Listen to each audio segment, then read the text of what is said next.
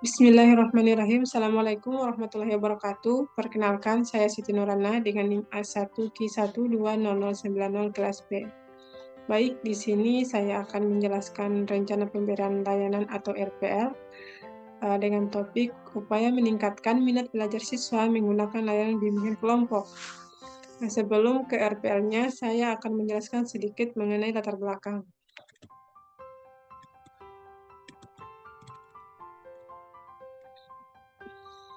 Baik, langsung saja di latar belakangnya.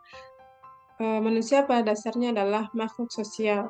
Dalam kehidupan sehari-hari, tidak terlepas dari permasalahan yang pada akhirnya berpusat pada minat belajar.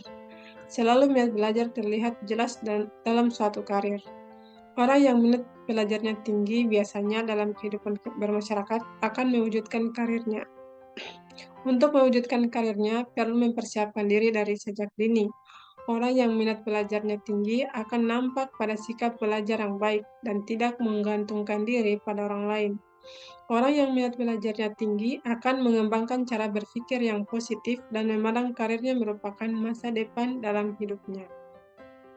Minat berperan sangat penting dalam kehidupan peserta didik dan mempunyai dampak yang besar terhadap sikap dan perilaku. Siswa yang berminat terhadap kegiatan belajar akan berusaha lebih keras dibandingkan siswa yang kurang berminat. Menurut Slameto 2003, minat belajar adalah kecenderungan yang tetap untuk memperhatikan dan mengenang beberapa kegiatan.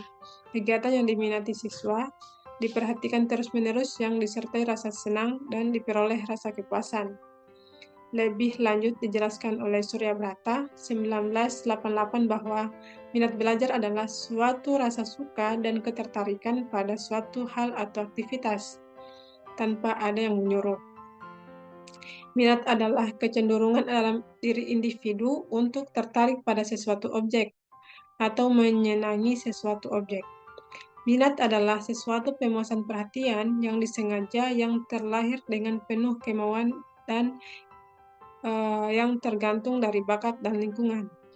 Dari beberapa pengertian di atas, dapat disimpulkan bahwa minat adalah kecenderungan tertarik pada sesuatu yang relatif, tetap untuk lebih memperhatikan dan mengingat secara terus-menerus yang diikuti rasa senang untuk memperoleh suatu kepuasan dalam mencapai tujuan pembelajaran.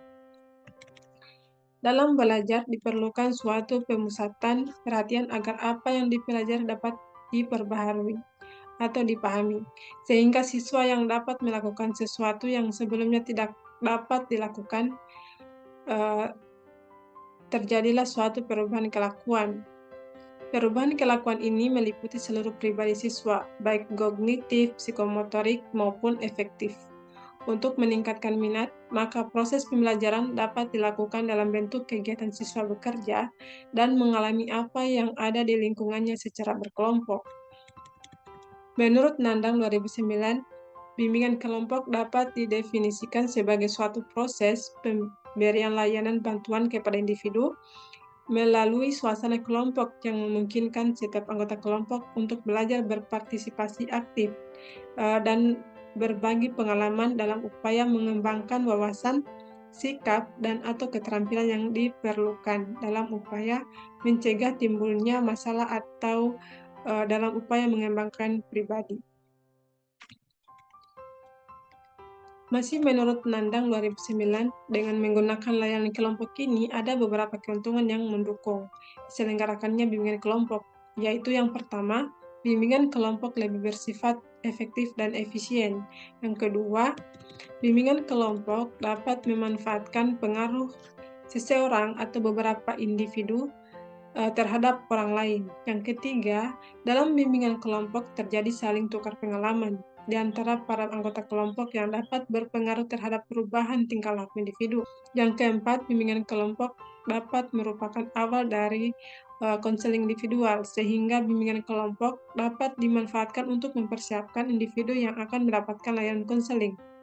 Yang kelima, bimbingan kelompok dapat menjadi pelengkap dari teknik individual dalam arti sebagai layanan tindak lanjut dari kelompok individual. Yang keenam, bagi kasus-kasus tertentu, bimbingan kelompok dapat digunakan sebagai substitusi, yakni dilaksanakannya karena kasus tidak dapat ditangani dengan teknik lain.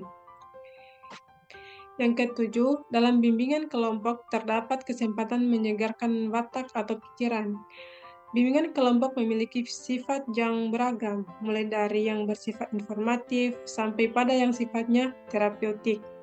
Sedangkan dalam praktiknya, bimbingan kelompok dapat dilakukan melalui berbagai teknik seperti diskusi, simulasi, latihan, karya wisata, homeroom, program, dan sosiodrama.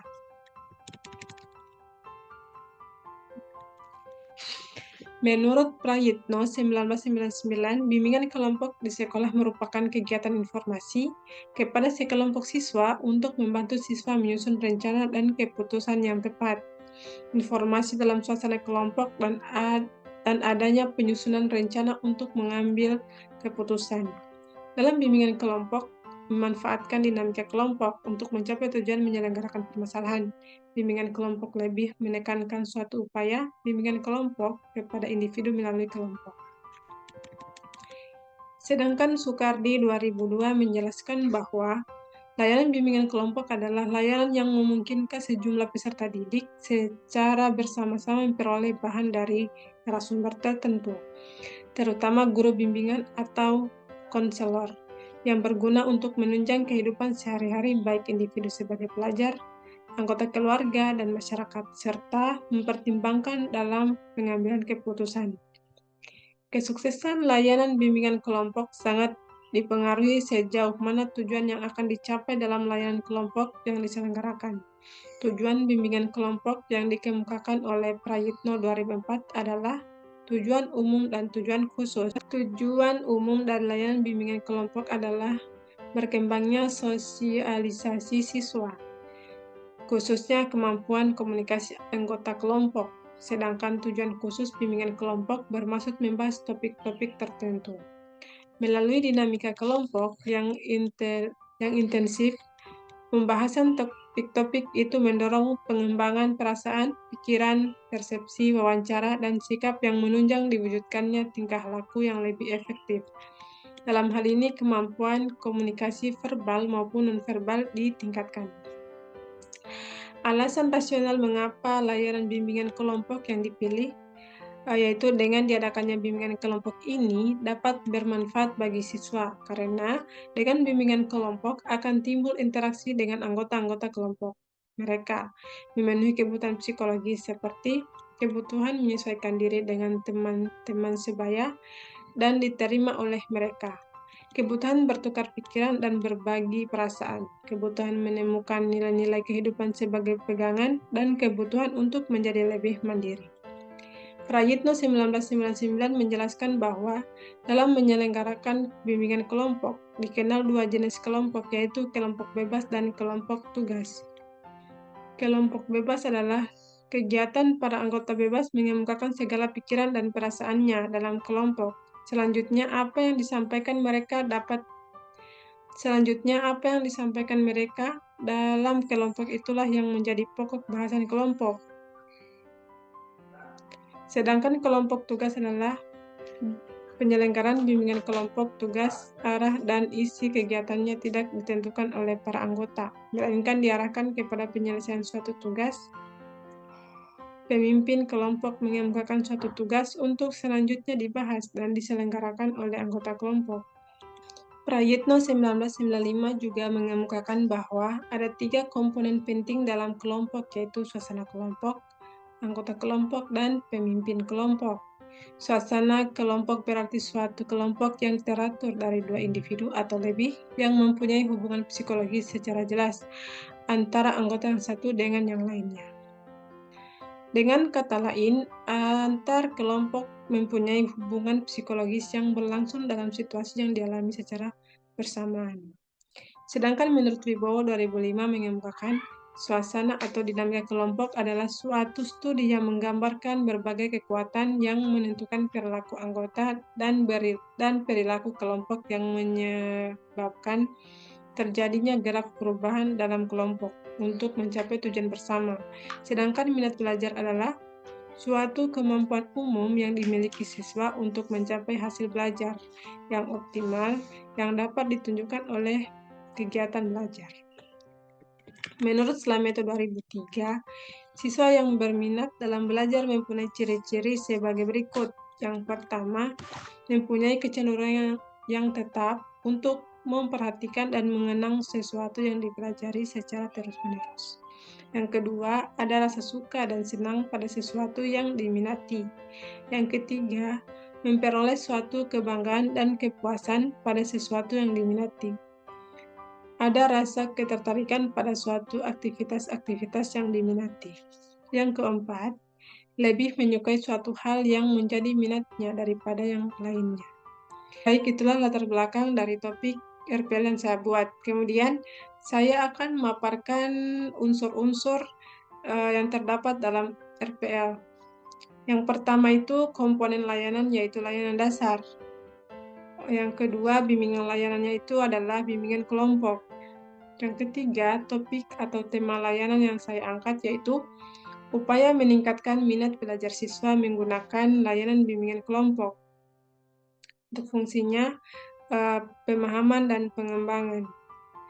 Kemudian yang berikutnya, tujuan umum. Tujuan umum dari layanan bimbingan kelompok ini adalah agar dapat meningkatkan minat belajar siswa dengan menggunakan layanan kelompok, serta mengembangkan sosialisasi siswa, khususnya kemampuan komunikasi anggota kelompok. Kemudian untuk selanjutnya, tujuan khusus. Bimbingan kelompok bermaksud membahas topik-topik tertentu melalui dinamika kelompok yang intensif, membahas topik-topik mendorong pengembangan perasaan pikiran, persepsi, wawasan, dan sikap yang menunjang diwujudkannya tingkah laku yang lebih efektif.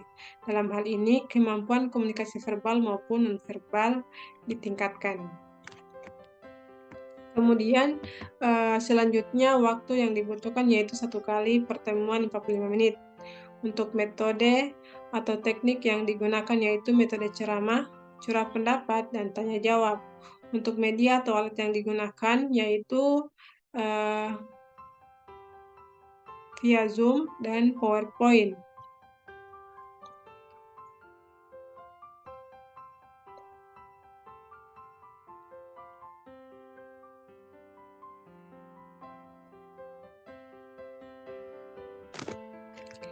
Kemudian berikutnya pelaksanaan.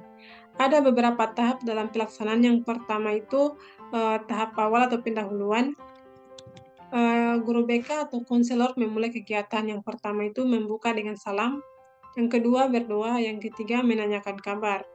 Kemudian tahap inti, guru BK menanyakan media slide PowerPoint yang berhubungan dengan materi layanan. Yang kedua, peserta didik mengamati slide PowerPoint yang berhubungan dengan metode layanan.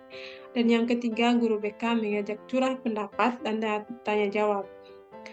Kemudian untuk tahap penutup, guru BK mengajak peserta didik membuat kesimpulan yang terkait dengan materi layanan. Yang kedua, guru BK mengakhiri kegiatan dengan berdoa dan salam. Untuk unsur selanjutnya yaitu evaluasi. Evaluasi ini dibagi menjadi 2, yaitu evaluasi proses dan evaluasi hasil. Untuk evaluasi prosesnya, guru BK atau konselor melakukan evaluasi dengan memperhatikan proses yang terjadi. Yang pertama itu melakukan refleksi hasil. Setiap peserta didik menuliskan di kertas yang sudah disiapkan. Yang kedua, sikap atau antusias peserta didik dalam mengikuti kegiatan. Yang ketiga, cara peserta didik memberikan penjelasan dan pertanyaan guru BK. Yang keempat, cara peserta didik dalam menyampaikan pendapat atau bertanya. Kemudian untuk evaluasi hasil, setelah melakukan atau mengikuti kegiatan ini, guru BK menanyakan beberapa hal. Yang pertama itu merasakan suasana pertemuan menyenangkan, kurang menyenangkan, atau tidak menyenangkan. Yang kedua, topik yang dibahas sangat penting, kurang penting, atau tidak penting. Yang ketiga, cara guru BK atau konselor menyampaikan mudah dipahami, tidak dipahami, atau sulit dipahami. Kemudian yang terakhir, kegiatan yang diikuti menarik, kurang menarik, atau tidak menarik. Baik, itulah hasil dari RPL yang saya buat. Lebih dan kurangnya mohon dimaafkan. Saya akhiri dengan ucapan alhamdulillahirabbil alamin. Assalamualaikum warahmatullahi wabarakatuh.